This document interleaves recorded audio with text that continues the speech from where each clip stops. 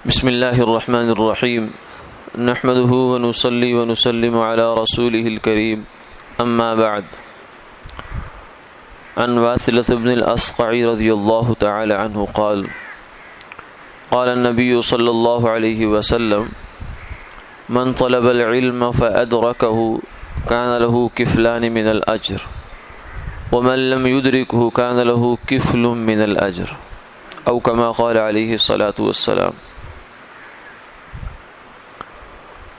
حضرت واثلہ بن اسقع رضی اللہ تعالی عنہ سے مروی ہے کہ رسول اللہ صلی اللہ علیہ وسلم نے یہ ارشاد فرمایا کہ جس آدمی نے علم طلب کیا اور اس تک پہنچ گیا تو اس کو 2 گنا اجر ملتا ہے، اور جس نے علم طلب کیا لیکن پہنچ نہیں پایا تو اسے 1 اجر اسے بھی ملتا ہے۔ اس حدیث مبارکہ میں آپ صلی اللہ علیہ وسلم نے علم کی فضیلت کا بیان فرمایا ہے۔ علم سے مراد کیا ہے؟ آج کل علم کا لفظ بہت سی چیزوں پر بولا جاتا ہے۔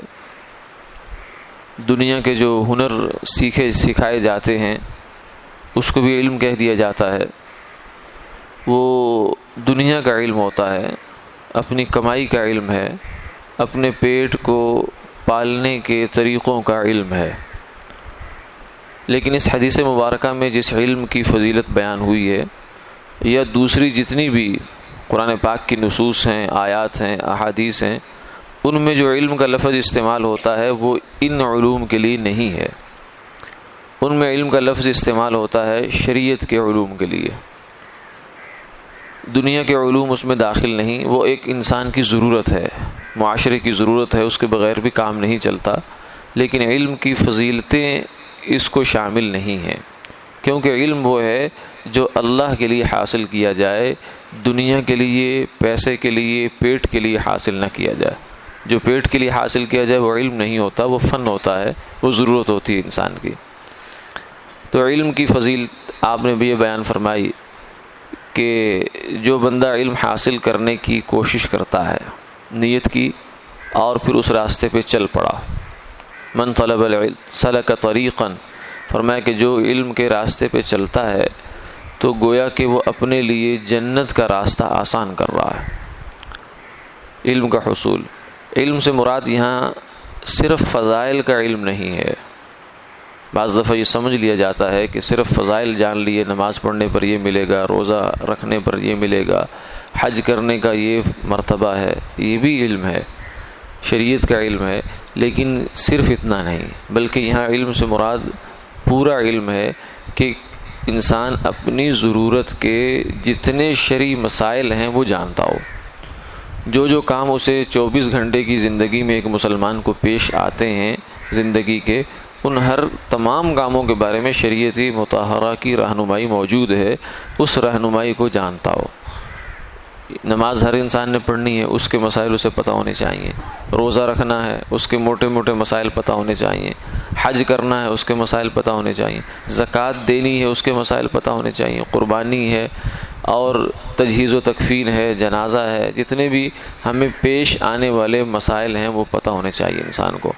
اور اس طریقے سے وہ ملازمت کی دنیا میں رہتا ہے یا تاجر ہے یا گھر کی خاتون ہے، اسے اپنی زندگی کے شرعی مسائل کا علم ہونا چاہیے۔ یہ ہے علم جس کو فرمایا کہ یہ فریضہ ہے، طلب العلم فریضۃ علی کل مسلم و مسلمہ، علم کا حاصل کرنا ہر مسلمان مرد اور عورت پر فرض ہے، اگر وہ نہیں کرے گا تو گناہ گار ہے۔ بعض دفعہ صرف مسائل سیکھے جاتے ہیں، فضائل سیکھے جاتے ہیں، مسائل سے لاپرواہی اور غفلت کی جاتی ہے، یہ درست رویہ نہیں ہے۔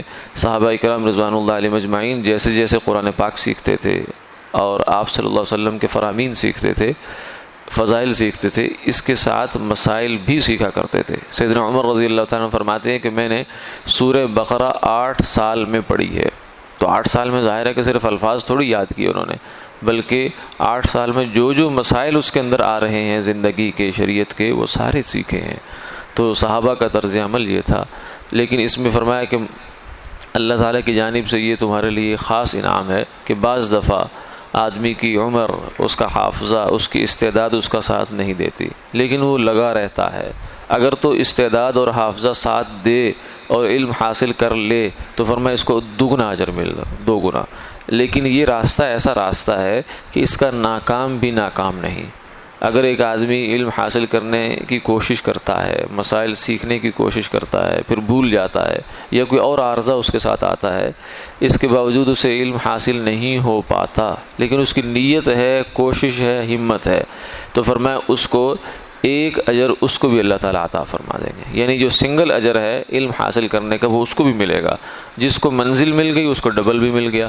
تو اس راستے کا راستہ بھی بیکار نہیں ہے، اس راستے کا ناکام بھی ناکام نہیں ہے، اس لیے علم حاصل کرنے کی کوشش کرتے رہنا چاہیے۔ اور شریعت کے علم کی کوئی عمر نہیں ہے۔ صحابہ اکرام عموماً سبھی بالغ تھے، شادی شدہ تھے، اپنے کاروباروں والے تھے، سب ان کے مسائل ان کے ساتھ تھے، لیکن اس کے باوجود انہوں نے دین سیکھا ہے۔